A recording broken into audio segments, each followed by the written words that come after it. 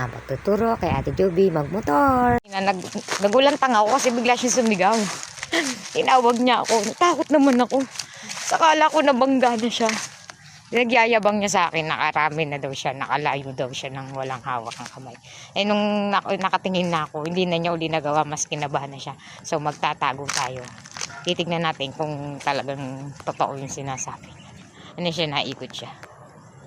Nandito natin siya abangan. Hindi tayo magpapakita kasi kinakabahan siya. Ayun siya. Ay, oo nga. Oo nga. Oo nga, nakakalayo na nga. Oh. Ah nga, soboy. Oh. Ayun o. Ayun o. Sobrang layo. Utang ina. Uy. Nakita ko yun. Nakita ko yun. Muntik ka bumangga. Ang galing niya. Ang galing o. Naiikot na niya yung motor o.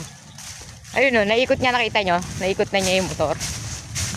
Pero ang galing niya. Nakadiretso na nga siya. Ayun. Kasi pasmado ko eh. Galing, nakita ko. Hindi tayo lalapit. Pero nakita ko nga, ang galing, may improvement na nga siya. Nabuo niya yung simula dun eh. Hanggang dulo.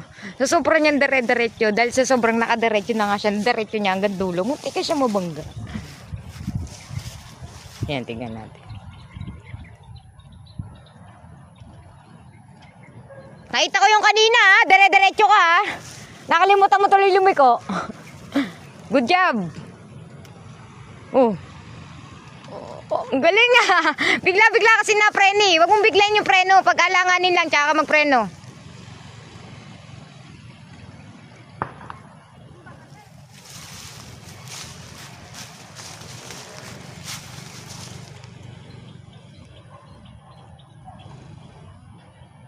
Oo nga, nag-improve na siya.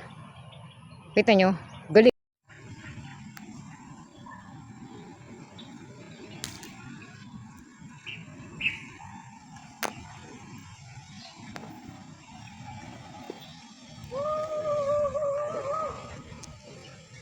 So ayun, dahil nakita ko naman at napansin ko naman na mas okay si ma'am na walang sumusunod sa kanya, walang nagbabantay. At least nakakalayo ka na. Pero mo from doon hanggang dyan na kaya mo.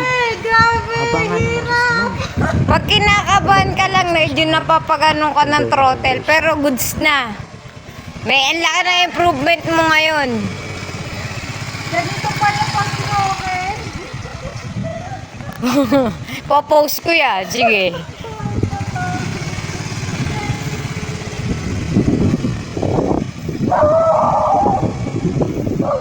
Galing. For watching, please follow, like, and share.